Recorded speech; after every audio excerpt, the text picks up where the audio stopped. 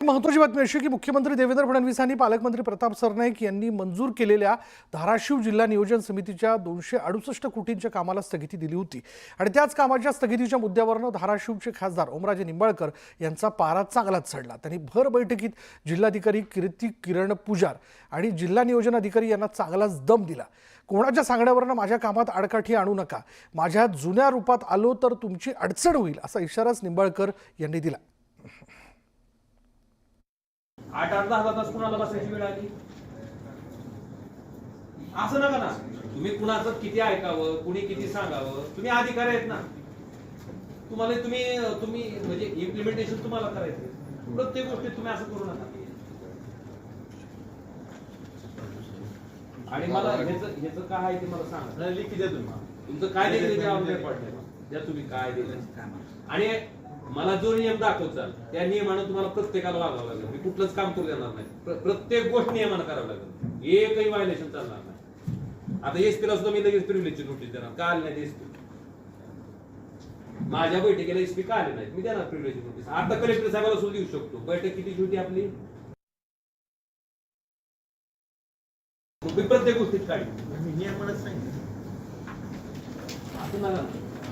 कायद्याच्या एकदम टोकावर चलूनच तुम्ही जर ठरवणार असाल तर मग तुम्हालाही चालवणार, आणि ते शक्य नाही।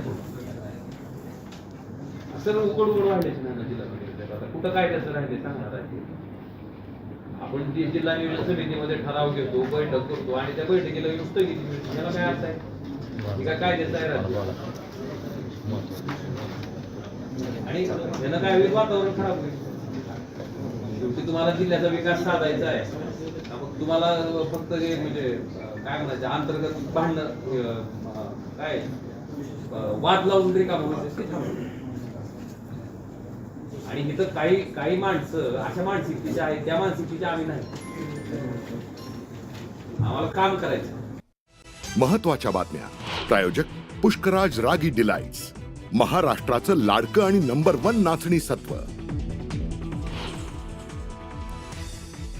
एलपीस्टर पुलाजवळच्या रहिवाशांचं पुनर्वसन त्याच ठिकाणी होणार, MMRDA मार्फत होणार पुनर्वसन, मंत्री आशिष शेलार यांची माहिती।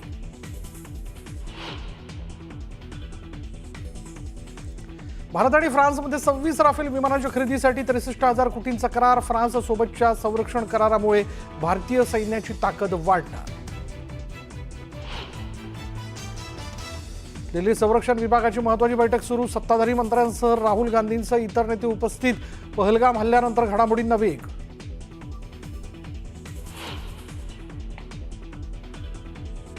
सापडला नाही असा एकही पाकिस्तानी नागरिक नाही, राज्यातील सर्व पाकिस्तानींची ओळख पटली आहे। शिंदेंचे 107 पाक नागरिक असल्याच्या वक्तव्यानंतर मुख्यमंत्री देवेंद्र फडणवीसांची प्रतिक्रिया।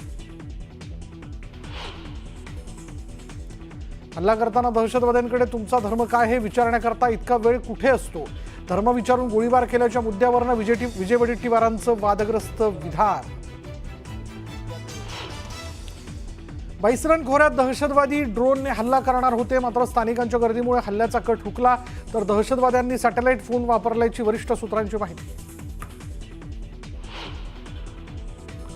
पहलगाममध्ये झालेल्या हल्ल्यामुळे संपूर्ण देश सुन्न, तर काश्मीरी जनतेने हल्ल्याविरोधात एकत्र येत निषेध केला। विशेष अधिवेशनात मुख्यमंत्री ओमर अब्दुल्लांचं वक्तव्य।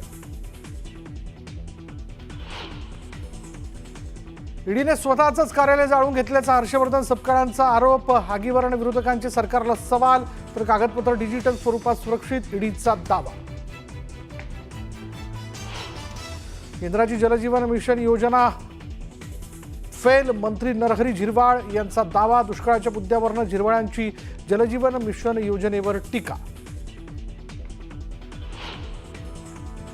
महाराष्ट्र सदन घोटाळ्यातून छगन भुजबळ निर्दोष मुक्त कसे? अंजली दमानियांचा थेट सवाल, तर भुजबळांच्या निर्दोष मुक्ततेला दमानियांकडून उच्च न्यायालयात आव्हान।